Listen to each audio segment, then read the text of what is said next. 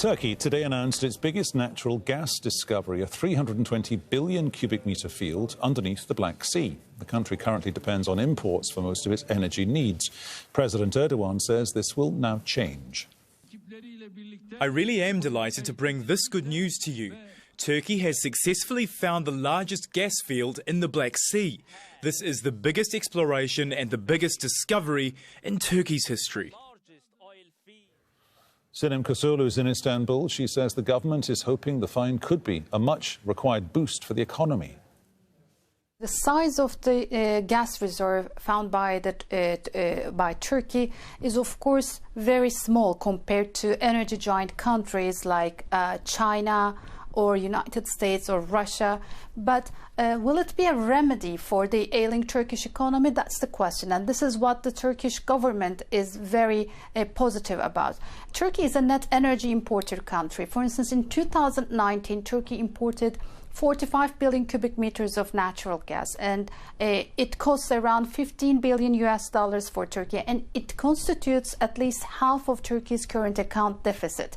So for a country like Turkey, totally dependent on foreign energy supplies, even though it's a short-term gain, it's a win. Of course, the size, the scale of the resource is not enough to be a game changer, but it's going to provide Turkey a leverage in the Black Sea, also a legitimization of energy exploration in the Eastern Mediterranean. This is how the government sees, and of course this is good news for the ruling AK Party to consolidate its electorate, given a fragile economic turbulence Turkey is going through. OK, let's bring in Kronis Kapalidis. He's a maritime security analyst. He joins us on Skype from Oxford in the UK. Kronis Kapalidis, welcome to the News Hour. Is this the game changer that Mr Erdogan seems to believe it is? Well, to be honest, from the scale of the reserve and what we are seeing so far, the information that we're getting, this is not the game changer, but this can be the beginning of something that will boost and add a very well and a very much needed boost to the Turkish economy. So what we are seeing, because the reserve could only serve Turkey, for example, for 6 years, it is not as big, but it can be the injection in the economy, the flow of cash in the economy that Turkey is eagerly looking for the last few years. Could it, in theory, in the next, say, 3, 4, 5 years, make Turkey energy independent? And if it does that mean that Turkey will be able to start punching above its weight in a way that it hasn't done before? Well, it still has to be further analyzed to see the quality of the finding, but from the numbers that we are seeing so far, it cannot make Turkey an independent energy user, and certainly it cannot make Turkey an energy exporter, as the desire of the Turkish president currently is. Mr Kapalidis, stay with us. I just want you to listen, please, to another soundbite from Mr Erdogan, talking today about exploration in the Eastern Mediterranean area. We've been making concerted efforts over the past years. Both exploration vessels will be doing the same in the Mediterranean Sea. Both vessels have drilled 9 wells in both the Black Sea and the Mediterranean. By the grace of God, we found this big discovery, and I'm certain that we will have similar good news from the Mediterranean. Now, broadly speaking, Kronis, that's kind of all focused or centred around the territorial waters around Cyprus, be it Turkish Cyprus or Greek Cyprus, but there are also other territorial claims.